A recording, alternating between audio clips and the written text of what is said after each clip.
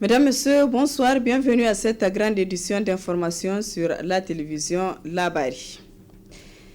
Arrivé cet après-midi à Niamey du chef de file de l'opposition après une longue période d'exil, Hamma Amadou est revenu pour le deuil de sa mère décédée tout récemment.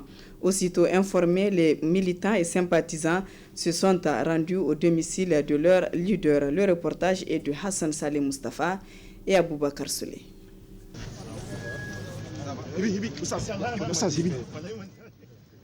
C'est dans toute discrétion et à la grande surprise de tous les Nigériens et particulièrement des militants du parti Lumana que Hamma Amadou a foulé le sol nigérien après plusieurs années d'exil.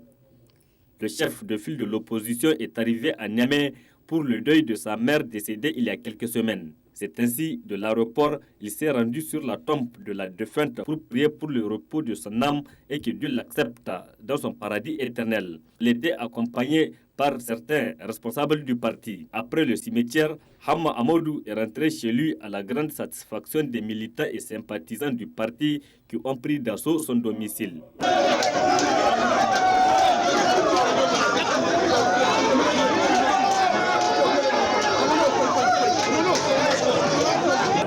Il est dans un état serein, en tout cas hyper normal. Elle a dit il est même beau. J'avoue qu'aujourd'hui il présente un état physique qui, je pense moi personnellement, je ne l'ai pas. Hamma Amadou est arrivé cet après-midi pour saluer la mémoire de sa mère et porter son deuil. Nous nous devons, nous, militants du Modern FA Lumana Africa, nous, Nigériens, de respecter scrupuleusement cette période de recueillement. C'est le message qu'il nous a dit de vous transmettre. Pour les militants et sympathisants du parti, ce jour est un grand jour. Aussi un grand ouf de soulagement de revoir leur leader parmi eux.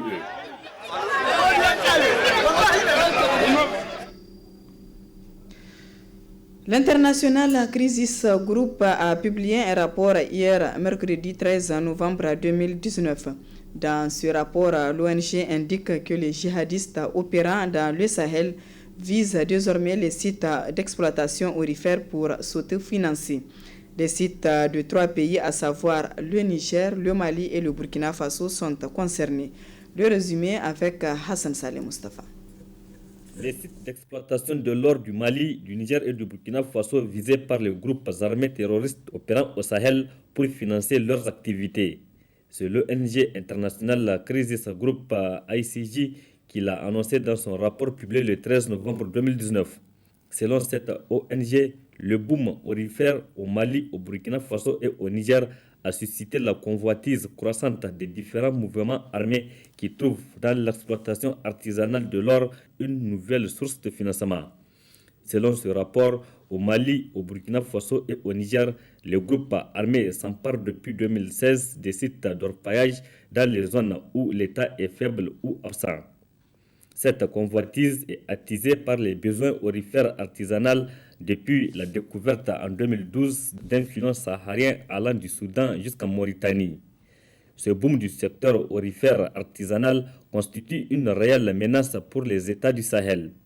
Les enjeux financiers associés à l'exploitation aurifère artisanale sont devenus considérables ces dernières années, précise le rapport. Ainsi, les récentes découvertes d'or dans les pays cités permettraient à la production artisanale de représenter désormais près de 50% des volumes produits industriellement.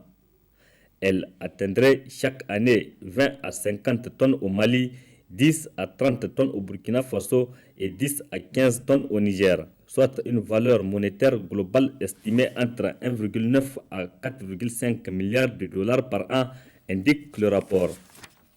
Pour maîtriser davantage les circuits de commercialisation, l'implication des États de la sous-région s'avère nécessaire, et cela en harmonisant leur approche et leur cadre de régulation, conclut ce rapport qui a été publié quelques jours seulement après les attaques terroristes meurtrières au Niger, au Mali et au Burkina Faso. Après l'annonce de l'International Crisis Group sur les sources de financement de groupes armés du Sahel qui visent les sites d'exploitation aurifère artisanale, les acteurs du domaine, à savoir l'association des agréés exploitants de l'or et le grand instructeur de la société civile, lancent un appel aux autorités de prendre des dispositions pour sécuriser les sites d'orpaillage. Retrouvons Hassan Saleh Mustafa pour le reportage. Au Niger, l'exploitation artisanale de l'or se fait principalement dans la région de Tillabéri, une région malheureusement fragilisée par les attaques de groupes armés du Nord Mali. Ces attaques se justifient du fait que les djihadistes misent désormais sur l'or pour financer leurs activités. Selon l'International Crisis Group, dans un rapport publié le 13 novembre 2019, aussitôt, l'Association nigérienne des agréés d'exploitation et de commercialisation de l'or demande aux exploitants des sites d'être prudents et vigilants et à l'État de sécuriser davantage les sites d'or du Niger. Avant que ce problème ça commence, nous, on a demandé vraiment la sécurité, vraiment tout là où il y a le site. Parce que pourquoi? Tout là où il y a l'affaire de l'or, il y a l'affaire de l'argent. Tout il y a l'affaire de l'argent, ça a besoin de sécurité. Il faut voir les banques, même si c'est une petite banque privée, il faut tout le temps, H24, il faut que les autorités soient là vraiment pour suivre, pour garder. Donc c'est pour cela, nous aussi, notre souhait, vraiment tout là où il y a la suite, vraiment l'État nous amène vraiment une aide, vraiment, et pour vraiment sécurité la vie de population et la vie de notre recette et la vie de notre économie. Vraiment, c'est très important. Face à cette nouvelle situation qui se pointe à l'horizon, le groupe d'action et de réflexion dans les secteurs extractifs graines demande également aux autorités de prendre toutes les dispositions nécessaires. Avec plus de 100 000 haut-parleurs au Niger, dont la région concernée là est 50 000 à peu près. Donc, c'est beaucoup de ressources qui sont en jeu là-bas. Donc c'est stratégique pour des djihadistes. Comme vous savez, tous ces orpailleurs, c'est des gens qui sont laissés à eux-mêmes. Quand on rentre dans ce travail, c'est quelqu'un qui est resté à lui-même. Et malheureusement, ce n'est pas des Nigériens seulement. Il y a toutes les nationalités. Donc, il y a des Maliens, des Burkinabés et des Nigériens. Chaque fois, ils nous informent qu'ils sont menacés. Parmi les sites, il y a seulement Komabongo qui a quelques forces de l'ordre. Mais tous les autres, c'est eux-mêmes qui assurent leur sécurité. Donc, c'est comme des gens qui se sentent abandonnés. C'est une cible pour les djihadistes. Parce que dès que l'État se retire, donc eux, ils peuvent vraiment s'installer et rançonner les employeurs. Selon le rapport de ICG, au nord Niger, l'exploitation artisanale de l'or qui a débuté à Jado en 2014 a été accaparée par des réseaux de plusieurs hommes armés qui auraient contrôlé certains sites et commercialisé frauduleusement l'or sur le territoire libyen jusqu'en 2016. Au Mali, des officiers supérieurs sont déployés sur le front au vu de la situation sécuritaire très critique ces derniers mois. Une décision très saluée et encouragée par les citoyens nigériens qui souhaitent voir le président Issoufou Mahamadou faire autant que le président malien. On les écoute. Étant soldat, militaire, bref, au Mali on dit FAMA, au Niger on dit FDS. Je crois qu'on n'est pas venu. On a porté les treillis, on a pris les armes. C'est pour combattre, c'est pour défendre les paisibles citoyens et non se réfugier dans un bureau. Le militaire, il doit avoir l'image de Sénou Kounké. Le militaire doit avoir l'image de Thomas Sankara jusqu'à son décès. Le militaire, c'est celui-là qui arrache les grades sur le terrain. Le militaire se sent, il est senti pendant qu'un pays est en crise. Courage à ces militaires. Courage à ces généraux et caporaux qui ont accepté de quitter et être sur le terrain. Tous ces porteurs-là qui sont là, et surtout le constat amer que j'ai fait, pendant que le pays est en crise sécuritaire, on voit des porteurs détenus qui démissionnent pour intégrer le corps. et le corps politique. C'est lamentable. C'est lamentable. Il appartient aux anciens, là, aux généraux et consorts là, de faire leur preuve aujourd'hui que vraiment ils sont des porteurs. Il est très important de voir que dans une situation, et c'est les premiers responsables qui sont au devant des choses. Nous plaidons vraiment nos responsables qui sont au niveau de l'armée de prendre des responsabilités, en fait, de leur présence et morale et physique même s'il le faut pour pouvoir encourager. C'est vraiment un pas que le président de la République du Niger lui aussi doit emboîter, parce que quand vous constatez à chaque fois quand il y a des attaques, c'est des enfants, c'est des jeunes militaires qui perdent leur vie. Cela revient à dire que les anciens ne sont pas sur le terrain. Donc à notre humble avis, c'est vraiment quelque chose de très important. C'est les officiers supérieurs qui ont plus d'expérience de guerre pour combattre le terrorisme. Nous estimons que le Niger aussi, n'est-ce pas, doit prendre l'exemple, n'est-ce pas, du Mali, et en se disant, parce qu'à chaque fois qu'on apprend qu'il y a des morts dans les rangs de nos armées, c'est malheureusement des soldats. Je ne dis pas que si c'est des hauts gradés, ça aurait été heureux, non. Mais ça aurait été plus glorieux quand on dit qu'un haut gradé est tombé sur les champs de bataille. Là, au moins, on sait que nos hauts gradés ne sont pas seulement dans des bureaux, ils partent aussi sur le terrain. On ne souhaite pas qu'ils meurent. Nous avons tellement confiance en eux que nous estimons que s'ils sont sur le terrain, il y aurait moins de dégâts. Parce que quelqu'un qui a plus de formation, vous ne pouvez pas envoyer quelqu'un en Russie, en France ou en Italie, apprendre dans une école militaire et revenir se caser dans un bureau. Je pense que notre président, n'est-ce pas, chef des armées, doit prendre ses responsabilités, n'est-ce pas, trouver l'équation qu'il faut pour envoyer les hauts gradés de l'armée sur le terrain. Autre aspect de cette édition, cérémonie de présentation des résultats du rapport Doing Business 2020 publié par la Banque mondiale. C'était ce matin à l'hôtel Radisson Blu de Niamey. Le compte-rendu de Nefis Zakou et Chebou Guissou. La présente cérémonie consacre la présentation du rapport Doing Business 2020. En effet, ce rapport publié le 24 octobre dernier par la Banque mondiale classe le Niger à la 132e place contre 143 en 2019, soit une progression remarquable de 11 places en une année. Depuis 2014, le Niger est dans une dynamique hautement saluée par le groupe de la Banque mondiale dans le domaine des réformes d'amélioration du climat des affaires. Cette année, le Niger s'est distingué grâce à un bond important de 11 places, passant de 143e à 132e place dans le rapport Doing Business publié tout récemment par le groupe de la Banque mondiale. Ce rapport analyse les réglementations et services des 190 économie dans 12 domaines afin d'évaluer le climat des affaires à travers le monde. 10 indicateurs sur la facilité de faire des affaires sont pris en compte pour attribuer à chaque économie une note de performance. Il s'agit des règles ou services qui affectent la vie d'une entreprise de sa naissance à sa liquidation, la création d'entreprises, l'obtention de permis de construire, le raccordement à l'électricité, le transfert de propriété, l'obtention d'un prêt, la protection des investisseurs minoritaires, le paiement des taxes et impôts, le commerce transfrontalier, l'exécution des contrats et le règlement de l'insolvabilité. En ouvrant les travaux de cette cérémonie de présentation, le président du dispositif institutionnel d'amélioration et de suivi du climat des affaires a de prime abord présenté ce dispositif d'amélioration avant de saluer les résultats progressifs et encourageants enregistrés par le Niger.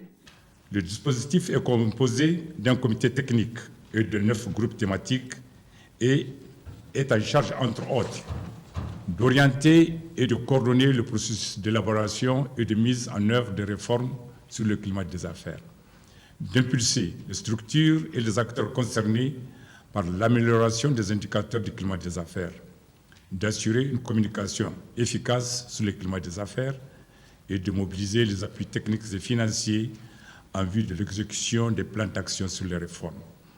Les résultats obtenus par notre pays en 2020 sont très satisfaisants et très encourageants. Ils s'inscrivent dans le sens des objectifs fixés par son Excellence, M. Issoufou Mahamadou, président de la République, chef de l'État en la matière, à savoir faire du Niger l'un des pays les plus réformateurs du monde, c'est-à-dire être plus précisément dans le top 50 au niveau mondial et dans le top 5 au niveau africain. Le dispositif est ainsi engagé à ne ménager aucun effort pour la mise en œuvre des réformes structurantes et profondes afin de faire des bons extraordinaires au cours des 2 prochaines années. La cérémonie a pris fin par la présentation des résultats du rapport Doing Business 2020, qui est la 17e édition d'une série de publications annuelles du groupe de la Banque mondiale sur la facilité de faire les affaires dans le monde. L'agence pour le Hajj et la Oumara en Bali Voyage vient de mettre à la disposition des sinistrés de DIFA victimes d'inondations un don composé de pagnes et de sacs de voyage. Ce don, réceptionné par les représentants de la population de DIFA, est salué par le président du COHO. Le compte rendu avec nos confrères de la télévision Bonferré. La Komadougou est sortie de son lit, envahissant habitations et champs de culture, plongeant des milliers de familles dans le désarroi total. Plus que jamais, DIFA a besoin de la solidarité nationale. Ça, l'agence pour le Hajj et la Oumra Hambali Voyage en est convaincue. C'est pourquoi elle a offert 300 unités de pagnes et 100 sacs de voyage en guise de soutien aux sinistrés de DIFA. Hambali Voyage, nous sommes de cœur avec cette population meurtrie qui n'a pas demandé à être dans la situation où elle est. Une population vaillante, une population qui ne demande qu'à vivre en paix. Nous estimons que ce petit don que nous vous offrons pourra servir à aider les populations vulnérables. Il faut dire que c'est un geste humanitaire très fort qui mérite non seulement d'être félicité, encouragé, mais surtout imité. Pourquoi nous estimons que, à l'exemple de Hambali ou de Hambali Voyage, l'ensemble des structures d'agences qui organisent le Hajj, qui détiennent les moyens de le faire, de venir en aide à ces populations de DIFA. Les ressortissants de la région qui ont reçu la donation ne veulent pas entendre ce mot petit pour qualifier le don. Ils en connaissent toute la portée. C'est beaucoup, parce que y a des moments de peuples qui n'ont même pas de quoi s'habiller. Ils se sont réveillés le matin sous la pluie, sous l'eau. Rien n'est possible.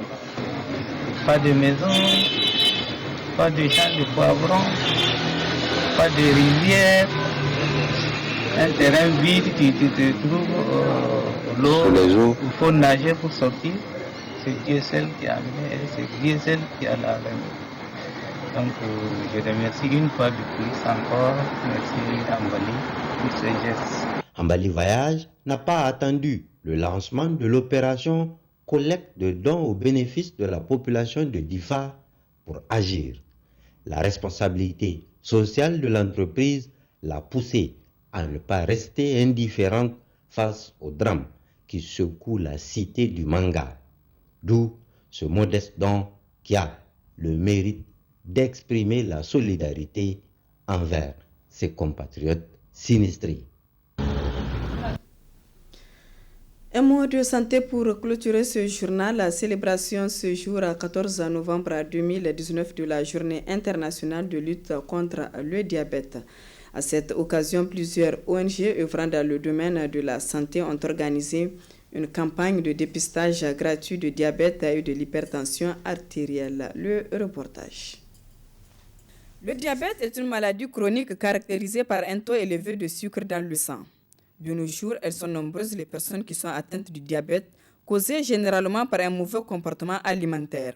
Au vu de l'ampleur de la maladie, plusieurs ONG œuvrant dans le domaine de la santé ont organisé à l'occasion de la Journée mondiale de lutte contre le diabète ce 14 novembre une campagne de dépistage gratuit de diabète et de l'hypertension artérielle. Dans le Niger, on a lancé une campagne de dépistage pour donner la chance à la population de se faire dépister gratuitement parce que les gens ont du mal à aller à l'hôpital pour des examens de routine en quelque sorte.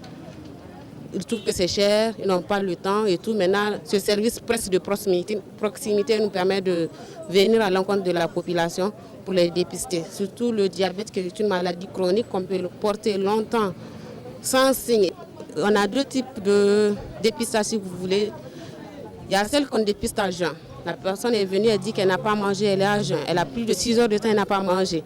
Donc la glycémie devait être comprise entre une fourchette de 0,70 à 1,26.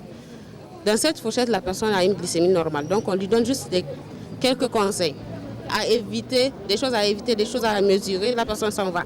Maintenant, quand sa glycémie est supérieure à 1,26, il ne se connaît pas diabétique et tout, on le dépiste. À ce moment-là, on remplit un formulaire, on le réfère vers une personne qui s'occupe du diabète chez le spécialiste. Très consciente du danger de cette maladie, le diabète, la population est venue massivement se faire dépister pour connaître son statut. Et actuellement, diabète, c'est quelque chose, c'est une maladie actuellement en vogue qui tue beaucoup de personnes. Je me suis dit, vaut mieux qu'on sache où est-ce qu'on est et où on va. Raison pour laquelle, vraiment, vu avec cette opportunité, de venir voir son taux de glycémie dans le corps. Et alhamdulillah, je suis venu, c'est normal. La glycémie normale se situe entre 0,60 et 1,10 g par litre. Une personne est déclarée diabétique si le taux de glycémie dépasse la normale. La prise en charge du diabétique est coûteuse. C'est pourquoi l'Association nigérienne des diabétiques demande aux autorités nigériennes de subventionner les médicaments pour les diabétiques. En tant que diabétique, nous, ce que nous avons à lancer comme appel à l'endroit de l'État, c'est plus précisément à l'endroit du ministère de la Santé, et c'est ce qu'il y ait une prise en charge effectivement de certains médicaments de diabétiques. Parce que vous n'êtes pas sans le savoir que tous les médicaments qu'on utilise contre le diabète est extrêmement cher au Niger.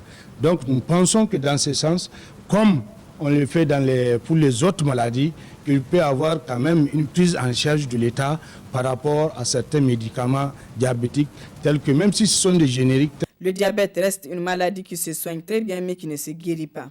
Pour cela, le diabétique doit garder un régime alimentaire adapté, pratiquer une activité physique et prendre régulièrement ses médicaments. Ceci permet de rester en bonne santé plus longtemps avec le diabète. Voilà, mesdames, messieurs, ici prend fin ce journal. Merci à vous de l'avoir suivi.